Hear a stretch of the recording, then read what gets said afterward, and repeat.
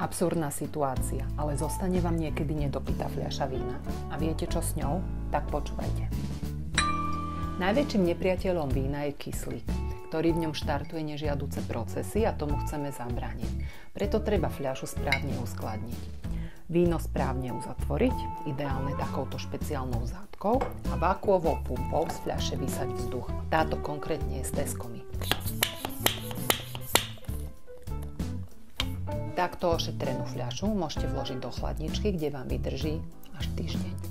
Potom jednoducho zátku vytiahnete, do fľaše opäť pustíte vzduch a môžete servírovať. Ak nemáte tieto inštrumenty, poradíte si inak.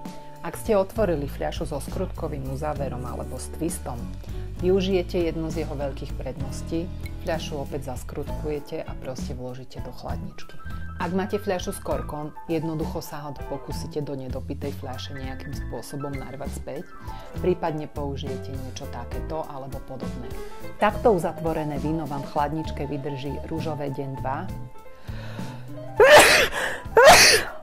2. Takto uzatvorené víno vám v chladničke vydrží ružové tak deň 2, biele alebo ľahšie červené tak 3-4 dní a červené s vyššími tanínmi až do týždňa. Ale červené nezabudnite pred podávaním aspoň hodinu vopred vytiahnuť, aby získalo požadovanú servírovaciu teplotu.